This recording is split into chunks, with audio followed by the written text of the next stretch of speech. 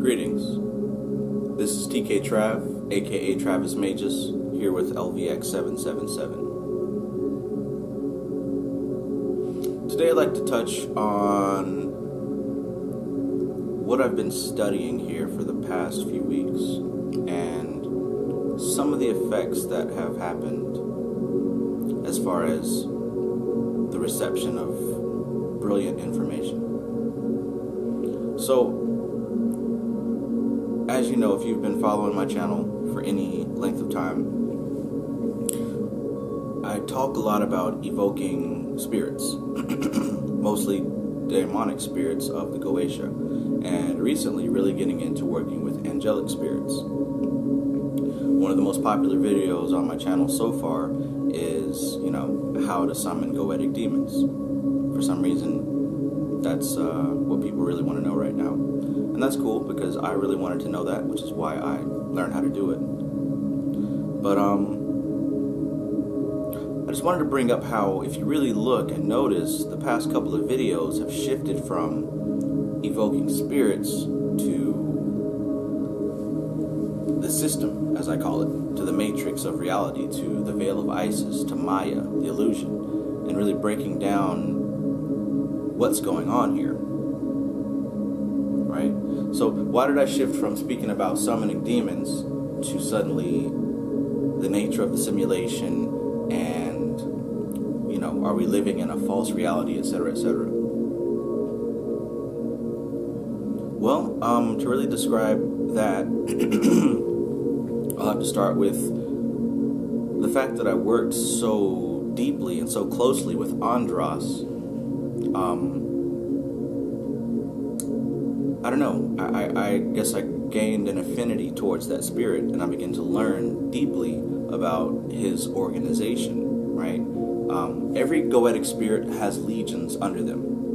Now, the books that you can buy online can tell you about the Goetic spirits, all 72 of them, but they never go into detail about the legions. So I made it one of my missions to really dig deep into Andros and figure out who his legions were. And I came across 3 distinct type of energy spirits that work for the intelligence called Andros. And they all deal with causing destruction and chaos in a certain field. And I begin to break down, these are actually elemental beings. For example, the house of MIGRYAN, which is the earth element that works under Andros, is known to destroy computer-type objects and phones and cars, and to cause chaos in somebody's life based on their dependency with electronics, right?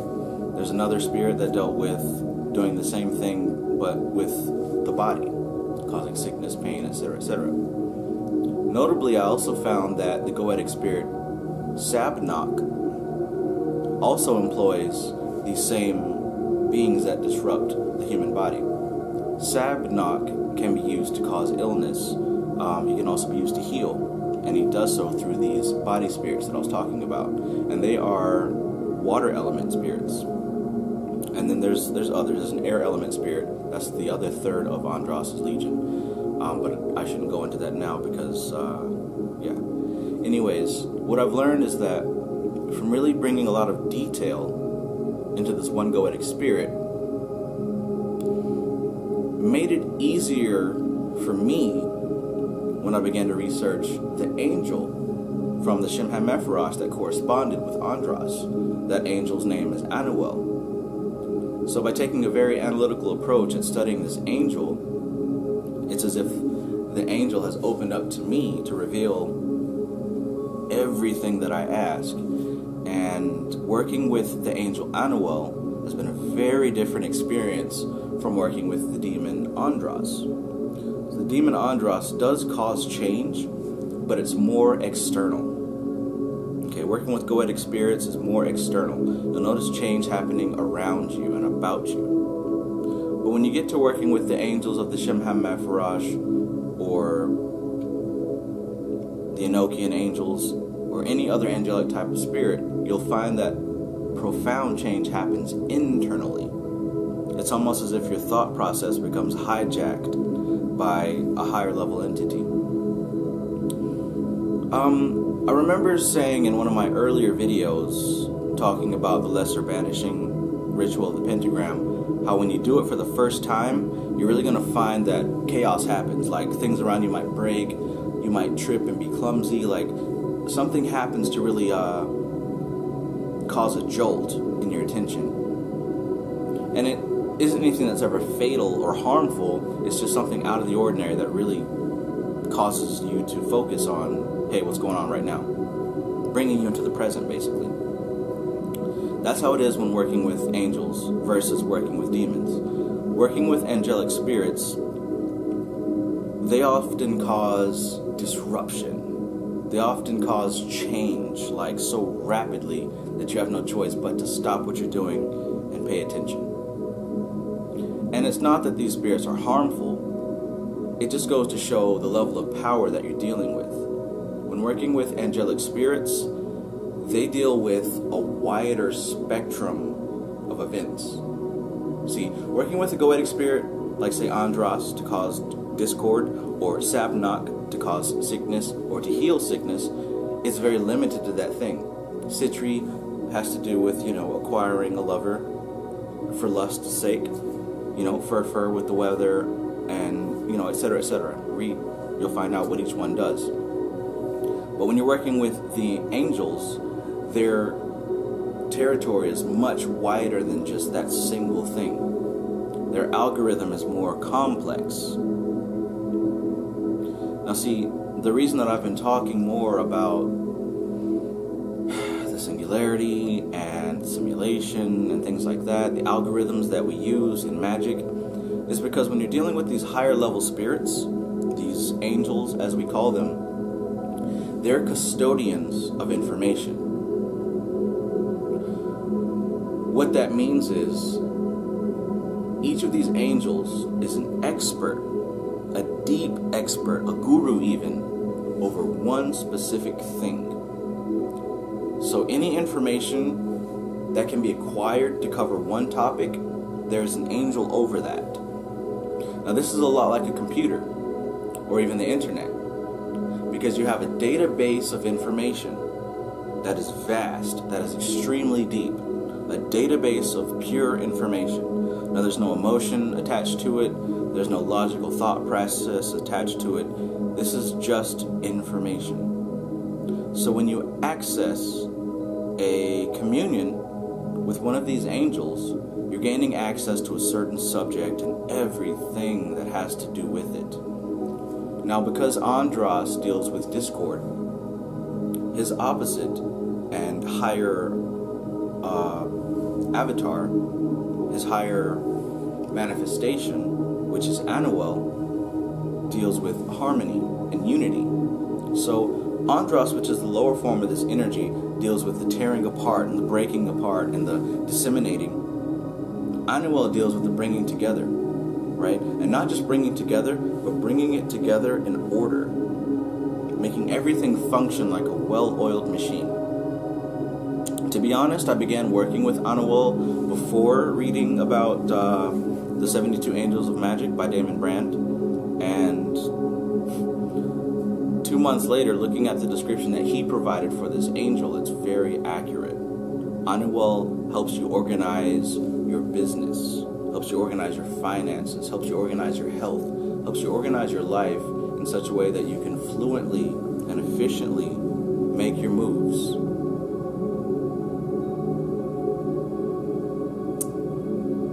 So, I guess what I'm saying here is, don't get so caught up and hung up on just one type of energy. Alright? Understand that even with the Hermetic laws, it says, as above, so below, right? Polarity. Andros is one energy, right? And on the lower polarity, it deals with discord. On the higher polarity, which is Anuel, it deals with harmony. The same with all 72. This is why there's 72 angels and 72 demons. It's because they all are the same energy signature. It's just one octave higher or one octave lower. So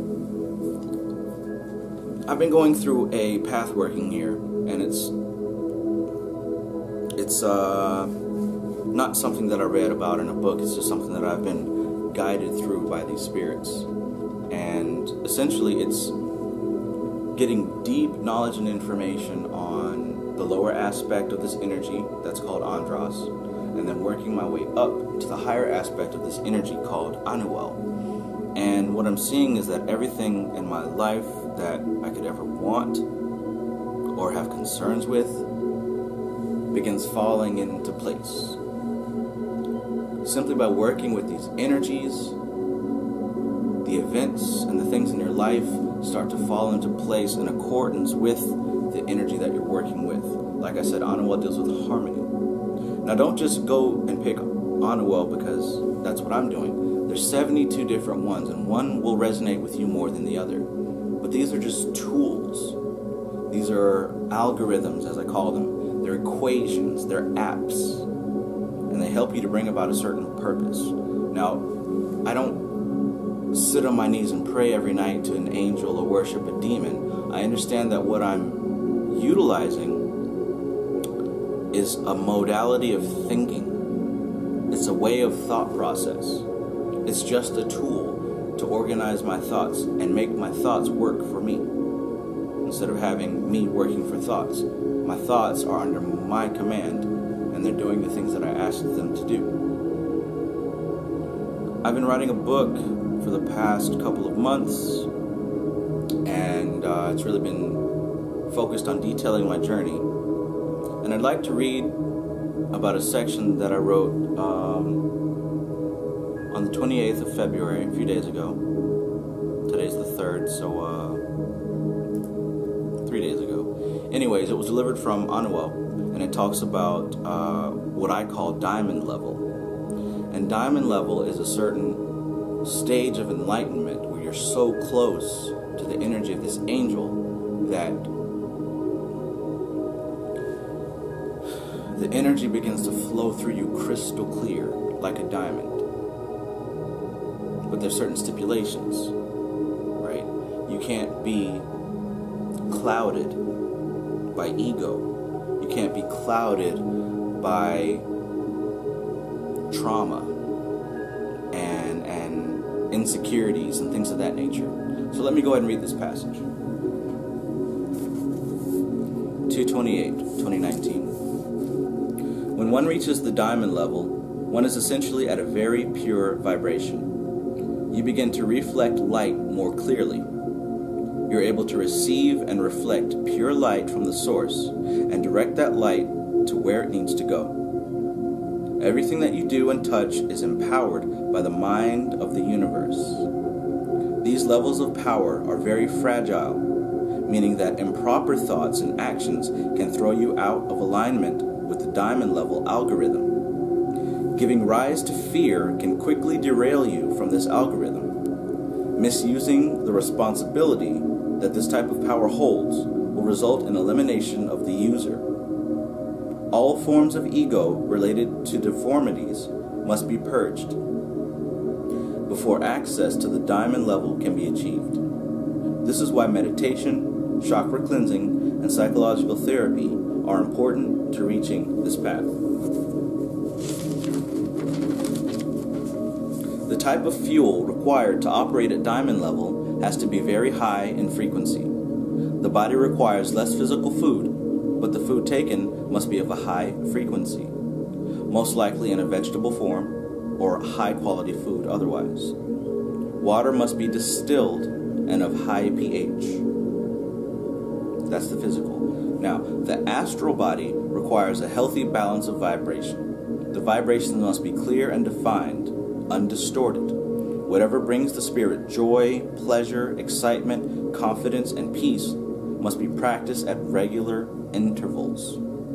Basically, make time for things that make you feel really good. Now for the mental level. The mental body requires a constantly refined diet of high-frequency thoughts.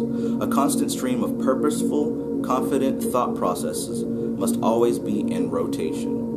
It requires constant input of refined information to produce high-quality ideas and thoughts. From what I understand, it doesn't matter which angel you choose to work with. If you do commit to putting your energy towards working with one of these angels, your life will begin to work itself out to where everything is crystal clear and all you have to do is exist as yourself. Everything begins to fall into place. So look, trust your magic. If you're doing a ritual, if you're working with an entity, trust that what you're doing is going to work. Get rid of fear. Get rid of doubt. Because whatever you focus on expands. That's a law of nature. What you focus on will expand. So you've got a 50-50 chance to dwell on worry or dwell on the victory that's coming. Because if you focus on that worry, something's going to happen related to that. But if you focus on the victory and have confidence that what you're doing is right and exact, you will achieve that victory. So, I just felt so inspired to share this message with you guys. Hope it wasn't too long. What we're looking at doesn't show me the time. But yeah, join the Magus Society. This is a group of people who think the way that we think. You know, we believe that we can control our destiny. Right? We're not subject to the rules of man. We understand the laws of the universe and we utilize them, and we're helping each other to utilize them in more refined and better ways. But yeah, the Magus Society on Facebook, that's where we are. I got a lot of stuff planned that I think will benefit a lot of people. It's in the works. But for now, this is TK Trav, aka Travis Magus, here with LVX777. Peace.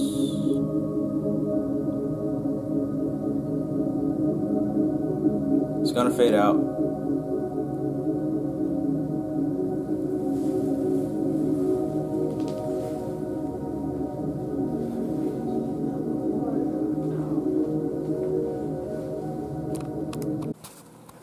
Yo, also, I wanted to do a little book recommendation, simply because that's what I'm reading right now, and I'm sure it could help other people. But the first book is also by Damon Brand. It might be worth checking out. It is called Wealth Magic. Pretty decent book. I received results like the day the book came in the mail. So I mean, it all depends on your subconscious mind and how much you convince yourself that things are going to work. But pretty decent book, worth checking out. By the same author, there's also a book called Magical Seduction. And likewise, there have been results that I probably don't have to describe on YouTube. But a third book, which is not really outwardly metaphysical, but it is, which is why I bought it in the first place, is Rick Ross's book, The 21 Keys of Success. Yeah, the whole way that I found out about this is when I watched the interview that Rick Ross did with Sway. And they began talking about one of the principles. And I thought that sounds a lot like, you know, something that you would see dealing with the law of attraction or the Kabbalion or that type of thing. So I wanted to verify it for myself, and I bought the book. It just came out, you know what I'm saying, like a month or two ago. But yeah, you can get it on Amazon, same place I get all these books from. Worth checking out. So yeah, peace.